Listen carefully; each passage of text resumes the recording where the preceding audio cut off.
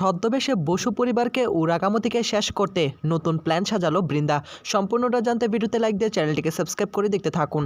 গল্পের শুরুতে আমরা দেখতে পারবো রাতের বেলায় রাঙামো থেকে তার দলের লোকেরা নিয়ে আসে একটা রুমের মধ্যে। আর তখনই রাঙাকে এক মেয়ে বলে ওঠে, এটাই হলো তোর রুম, আজকে থেকে তুই এখানেই থাকবি। আরেকটা কথা বলে দিচ্ছি, এখানে যার যার জিনিস সে সেই ইউজ করবে। এখানে আমার শ্যাম্পু রয়েছে, ফেস ওয়াশ রয়েছে, এগুলো কিন্তু কোনোভাবে তুই ইউজ করতে যাবি না। হলো আমার পার্সোনাল, আর আমরা সবাই একসঙ্গেই থাকি, তাই কোনো ঝগড়াঝাটি কোনো কিছুই করা যাবে না। এই বলেই তখন মেয়েটি সেখান থেকে চলে যায়। রাঙা তখন বলে, এই মেয়েটা এমন কেন রে, একঘেয়ে আমি শুধুমাত্র কথা শুনিয়ে গেল আমাকে। এদিকে তখনই আবার রাঙার কাছে এসে তার দলের লোকেরা বলা শুরু করে দেয়, আসলে মেয়েটা এমনই, আর ও হলো দলের লিডার, ওর ইনস্ট্রাকশনেই আমাদেরকে চলতে হয়। আর ওর মনে আসলে অনেক কষ্ট। আমরা যারা ফরেস্ট ফাইটার দলে যুক্ত হয়েছি সকলের মনে কোনো না কোনো দুঃখ আছে। আর রাঙা, আমরা তো শুনলাম তুই নাকি তোর স্বামীর ঘর ছেড়ে চলে এসেছিস, তোর মনে তো আরও কষ্ট। আর হ্যাঁ, তোকে তো অনেক এলিগেশন দিয়েছিল তোর স্বামী, তোর পরিবার, কেউ তো তোর পাশে দাঁড়ায়নি। তুই নিজে একাই লড়াই করে তুই নিজেকে নির্দোষ প্রমাণ করেছিস, সবটাই তো আমরা দেখেছি টিভি নিউজে, সেটা সম্প্রসারণ হয়েছে তো।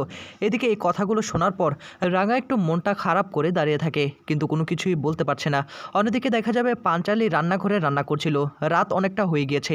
পাঞ্চালির সঙ্গে রান্না করছে ময়না। ময়না তখন বলে ওঠে, উমরি যা, এতটা রাত হয়ে গেল, 9টা বেজে গেল, এখনও ওর আওয়ার নাম নেই। আমার স্বামীটা এমন কেন, আর এখানে আমি বাড়িতে কাজ করে মরছি। উমরি যা, এত কাজ আমার কি ভালো লাগে নাকি? এদিকে খিদে আমার পেট পুরো ঝালা ঝালা হয়ে যাচ্ছে, কিচ্ছুটি খেতে পারছি না। আর এদিকে আমি কাজ করে একদম শেষ হয়ে যাচ্ছি। দিদিভাই বাড়ি থেকে চলে গিয়েছে, বাকি সব কাজ এখন আমাকেই করতে হবে। ও মরি যা, কি করে যে বাঁচবো না আমি, ও বাবা রে, ও মা রে। এ বলে তখন ময়না তার কপালে হাত দিয়ে চিৎকার করতে থাকে, আমি আর এখানে থাকতে চাই না, আমি চলে যাব। পাঞ্চালি তখন হাসতে থাকে এসব কিছু দেখে। আর পাঞ্চালি তখন আবার ময়নার কাছে এসে বলে, মেজো বৌদি এত চিল্লাচিল্লি কেন করছো? নাও এগুলো টেবিলে টেবিলে বসিয়ে দাও, এক্ষুনি খেতে বসবে বাবা মা। এ বলে তখন ময়নার হাতে সে তরকারিটা তুলে দেয়। আর তখনই ময়না বলে ওঠে, আচ্ছা একটা কাজের মেয়ে রাখলে কি ভালো হতো না? পাঞ্চালি তখন বলে, কাজের মেয়েটা রাখবেটা কে? আর হ্যাঁ, খবর তো লাগিয়েছি, লিফলেটও লাগিয়ে দিয়েছি, কাজের মেয়ে পাওয়া গেলেই তো তবেই তো আসবে, তা না হলে আমাদেরকে কাজ করতে হবে, কিচ্ছু করার নেই। কিছুক্ষণ পর পিসিমণি, একলব্যর বাবা এবং মা আসে। পিসিমণি তখন একলব্যর বাবাকে বলে, বলছিলাম কি দাদা, আমার তো কিছু জমানো গয়না আছে আর ব্যাংকে কিছু জমানো টাকা পয়সা আছে, সেগুলো একটু পুলিশ টুলিশ করে এনে যদি দেই তোমার হাতে আমি তুলে দেব। তখন একলব্যর বাবা বলে ওঠে, তোকে কে বলেছে এত কিছু দেওয়ার জন্য? এই কথাগুলো তুই আর একবারও বলবি না। আমরা কি মরে গেছি নাকি? আমাদের ভাগ্নি বলে কথা, আমরা তো আছি, তাই না? এদিকে তখনই আবার একলব্যর মা এসে বলে, শোনো এইসব কিছু নিয়ে না আর তুমি চিন্তা করবে না, আর টাকা পয়সার কথা একদম বলবে না। আমরা কি মরে গেছি নাকি? আমরা আছি। আর হ্যাঁ, অদিতি তো আমাদের নিজের মেয়ের মতো, তাই নিজের মেয়েকে কি আমরা বিয়ে দিতে পারবো না? এদিকে তখনই পিসিমণি একলব্যর মায়ের কাছে এসে বলে, তোমার মতো বৌদি যেন ঘরে ঘরে হয়। এই বলি তখন তাকে জড়িয়ে ধরে ফেলে। তখনই আবার প্রমিতা বলে ওঠে, তোমার মতো এরকম ননদিনেও যেন ঘরে ঘরে জোটে। এই বলি তখন দুজনাকে জড়িয়ে ধরে ফেলে। অন্যদিকে পাঞ্চালি তখন বলে, মা হয়েছে হয়েছে, রাত তো অনেকটা হয়ে গিয়েছে, এখন আসো বসো, খেতে বসো, সকলে একসঙ্গে বসে খাবো। আর এদিকে প্রমিতা, একলব্যর বাবা, পিসিমণি সকলে খাবার টেবিলে বসে পড়ে খাবার খাওয়ার জন্য। এদিকে ময়না তো খাবার পাগল, কিছুক্ষণ পর শুধু খাই খাই করে। ময়না তখন বলে, আমিও তাহলে বসে পড়ি, তাই না? পাঞ্চালি তখন বলে, একদম না, একদম মেজো বৌদি এটা করার চেষ্টা করবে না, আগে বাবা মা খাক, আর ভাই তো এখনো ফিরেনি। হ্যাঁ, তোমার স্বামীকে ছাড়া তুমি খেয়ে ফেলবে, এটা কি করে হতে পারে? ময়না তখন বলে, মরি যা, আমার তো প্রচণ্ড রকম ক্ষুধা পেয়েছে, আমি কি করব? পাঞ্চালি তখন বলে, একদম না, এটা সামনে রাখার চেষ্টা করো, আগে বাবা মা খাক, ভাই ফিরুক, সকলে একসঙ্গে। ময়না তখন বলে, আমার পেট তো সহ্য করবে না। পাঞ্চালি বলে, সহ্য হবে, এ নাও এই ভাতগুলো বেড়ে দাও, বাবা মার প্লেটে দিয়ে দাও। ময়নার এই কর্মকাণ্ড দেখে পিসিমণি, একলব্যর বাবা, একলব্যর মা সকলে ভীষণই হাসাহাসি করতে থাকে। আর পাঞ্চালি ইনস্ট্রাকশন দিতে থাকে। পাঞ্চালি আসলে চিৎকার করে ওঠে, কি হলো, দাঁড়িয়ে রয়েছো কেন? কাজ করবে না? না হলে কিন্তু কি করব একবার ভেবে দেখেছো? ময়না তখন ভয় পেয়ে কাজ করতে শুরু করে। আর এদিকে প্রমিতাও হাসাহাসি করতে থাকে। কিছুক্ষণ পর দেখা যাবে একলব্য সিঁড়ি দিয়ে নিচে নেমে আসে। দেখতে পায় সকলে খেতে বসেছে, কিন্তু চুপচাপ দাঁড়িয়ে থাকে একলব্য। একলব্য তখন পাঞ্চালিকে একটু ইশারা করে, অর্থাৎ তার কাছে আসার জন্য। পাঞ্চালি তখন বলে ওঠে, কি হয়েছে, এভাবে এভাবে ইশারা করছিস কেন? একলব্য তখন বলে, আরে তোকে কি সকলের সামনে কথাটা বলতে হবে? পাঞ্চালি তখন বলে, বুঝতে পারছি, আমি আসছি। এই বলে তখন পাঞ্চালি মুচকে মুচকি হাসতে থাকে। পাঞ্চালি তখন একলব্যর কথা মতো একলব্যর ঘরে চলে যায়। এদিকে প্রমিতাও তো বুঝতে পারে যে আসলে একলব্য কিসের জন্য পাঞ্চালিকে ডেকেছে। ময়নাও বুঝতে পারে। একলব্যর বাবা তখন বলে, কি ব্যাপার, হঠাৎ করে আক্কু এভাবে ডাকলো কেন, কিছুই তো বুঝতে পারলাম না, কোনো বিপদ কি হয়েছে নাকি?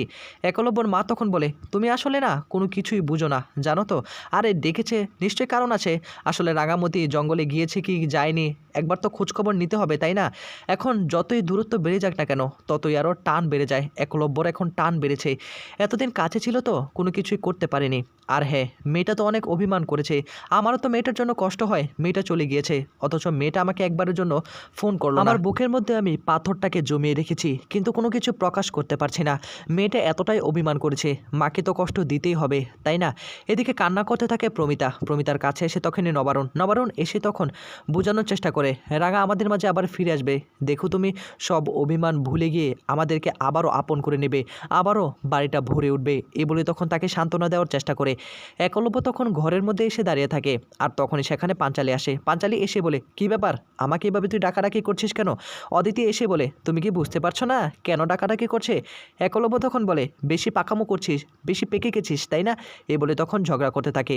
তখনই একলব্য বলে, বলছিলাম কি একবার ফোন কর না। পাঞ্চালি তখন বলে, আমি ফোন করছি, তুই দূরে গিয়ে দাঁড়া। তুই এবার উল্টাপাল্টা কি না কি করবি, আবার রাঙামতি রাগ করে ফোনটা রেখে দিবে। রাগাকে ফোন করে পাঞ্চালি, আর রাগা ভীষণই খুশি হয়ে যায়। পাঞ্চালি তখন বলে, সেখানে কি তুই ঠিকমতো পৌঁছেছিস? আর তখনই রাগা বলে, হ্যাঁ রে, আমি তো ঠিকমতোই এখানে এসে পড়েছি। আমার দলের লোকেরা দেখ কত বড় বন্দুক নিয়ে ঘুরে। এই বলে তখন ভিডিও কলে পাঞ্চালিকে সে বন্দুক দেখাতে শুরু করে। রাগাকে তখন পাঞ্চালি প্রশ্ন করে, তা সংগ্রাম কি ওইখানে আছে না গেছে? তখনই রাগা বলে, না, সংগ্রাম স্যার তো চলে গিয়েছে, ওই একাডেমিতে কি একটা প্র্যাকটিস করবে আর আর্চের একটা দল গঠন করবে। সেখানে কাকে নেওয়া হবে না নেওয়া হবে সে বিষয়ে কথাবার্তা বলতে হবে, তো সে চলে গিয়েছে। এদিকে রাঙাকে আড়াল থেকে দেখি তখন ভীষণই খুশি হয়ে যায় একলব্য। আর তখনই পাঞ্চালি বলে, আমাদেরকে তো একদম ভুলেই গিয়েছিস, আমাদেরকে ফোন টোন কিছু করিস না। রাঙা তখন বলে, আরে না, তেমন কিছু না, আসলে একটু বিজি হয়ে পড়েছিলাম। তখনই পাঞ্চালি বলে, তুই আসলেই না বদলে যাচ্ছিস রে, আমাদের কথা কি এভাবে তুই ভুলে যাবি? রাঙা তখন বলে, তোদের কথা কি আমি ভুলতে পারি? তোদেরকে আমি ফোন করতাম, জানিস তো। আর হ্যাঁ, মাকে তো ফোন করে জানানো হয়নি মা কেমন আছে, মাকে একটু জানিয়ে দিস যে আমি এখানে পৌঁছে গিয়েছি। পাঞ্চালি অদিতি বলে, আচ্ছা জানিয়ে দিব, তুই নিজের খেয়াল রাখিস, আর হ্যাঁ মনোযোগ দিয়ে কাজটুকু করিস। রাগা তখন বলে, আশীর্বাদ করিস রে, তোদেরকে ছেড়ে না আমার ভীষণ কষ্ট হচ্ছে। পাঞ্চালি বলে, তোকে ছেড়ে মা যে দিনের পর দিন কতটা কান্না করছে তুই তো সেটা খুব ভালো করে জানিস। কেন তুই মাকে কষ্ট দিচ্ছিস, কেন তুই ভাইকে কষ্ট দিচ্ছিস? হঠাৎ করে একলব্য ভিডিও কলে চলে আসে রাগাকে দেখার জন্য। আর তখনই রাগা একলব্যকে দেখে একটু কষ্ট পায়। আর তখনই রাগামতি পাঞ্চালিকে বলে, আমি ফোনটা রাখছি রে, পরে কথা বলবো, আমি একটু ফ্রেশ হবো। এই বলে তখন ফোনটা রেখে দেয়। এদিকে একলব্য তখন বলে, দেখলি তো কতটা অভিমান, আমাকে দেখিয়ে ফোনটা রেখে দিল, কিন্তু ঠিকই আমি রাগাকে এই বাড়িতে ফিরে আনবো। আমি কথা দিলাম রাগাকে অবশ্যই আমি এই বাড়িতে ফিরে আনবো। এদিকে তখনই পাঞ্চালি বলে ওঠে, দেখ দাদা, তোকে একটা কথা বলছি, তুই কোনোভাবে রাগাকে আর সন্দেহ করছিস না। ওই সংগ্রামকে নিয়ে নিশ্চয়ই তুই একটু মনের মধ্যে খটকা বাজছে, তুই নিশ্চয়ই সন্দেহ করছিস রাগাকে। রাগার মতো মানুষকে যদি এভাবে তুই অবহেলা করতে থাকিস, তাকে সন্দেহ করিস, তাহলে কিন্তু আবার তুই রাগাকে হারাবি। অন্যদিকে দেখা যাবে আর্চের দল গঠন করা হবে। আর তখনই স্যামকে ফোন করে তার দলের কিছু লোক। স্যাম তখন বলে, আমি তো সবটা জানিয়ে দিয়েছি, যত টাকা পয়সা লাগে ওই একটা দল আমার লাগবে, ওই দলে দলে আমি কাকে নিব সমস্ত লিস্ট আমি পাঠিয়ে দিয়েছি, আর টাকা পয়সা কত লাগবে আমাকে জানিও, সমস্তটা দিয়ে দিব। হঠাৎ করে স্যামের অফিসে ছদ্মবেশী বৃন্দা চলে আসে। আর তখনই স্যাম বলে, হু আর ইউ, কে? আপনার এত সাহস কোথা থেকে হলো আমার অফিসের মধ্যে ঢুকে পড়লেন? সিকিউরিটি গার্ড কোথায়? তোমরা কি নাকে তেল দিয়ে ঘুমাও নাকি? আমার অফিসে কে না কে ঢুকে পড়লো। এদিকে তখনই বৃন্দা তার ভয়েস চেঞ্জ করে বলে, আর বলেন না বাবু, আমার স্বামী আমাকে ছেড়ে দিয়েছে, বাড়ি থেকে চলে এসেছি, এখন কোথায় যাব? আপনার কাছেই তো আমাকে আসতে হবে, তাই না? এদিকে স্যাম তখন একটু একটু করে ধারণা করতে থাকে এটা হলো বৃন্দা। বৃন্দার কাছে এসে স্যাম দাঁড়িয়ে থাকে। আর তখনই বলে, কে আপনি? আপনার গলাটা কেন জানি চেনা চেনা লাগছে। এই বলে তখন বৃন্দার মাথা থেকে ঘোমটাটা সরিয়ে নেয় স্যাম। আর তখনই বৃন্দাকে দেখতে পায় স্যাম বৃন্দাকে দেখে ভীষণ চমকে ওঠে। এ কী অবস্থা তোমার, কি করলে তুমি বৃন্দা? তোমার মতলবটা কি? আসলে আমাকে একটু খুলে বলো তো, তুমি আসলে চাচ্ছটা কি, তুমি প্ল্যান করছোটা কি?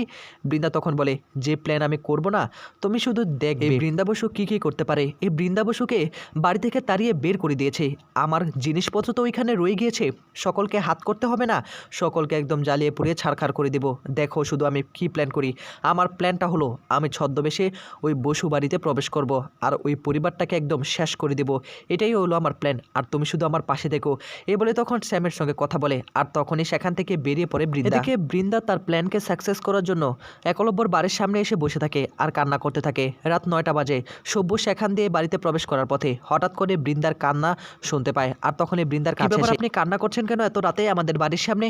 তখনই বৃন্দা বলে, আর বললেন না, আমাকে আমার স্বামী বাড়ি থেকে তাড়িয়ে দিয়েছে, আমার যাওয়ার কোনো জায়গা নেই। এদিকে তখনই সব্যর একটু মনটা খারাপ হয়। সব্য তখন তাকে বলে, দেখুন এভাবে কান্নাকাটি করলে তো আর হবে না, আপনার শ্বশুর বাড়ি কোথায়? বৃন্দা তখন ভয় পেয়ে যায়, এখন কি বলবে।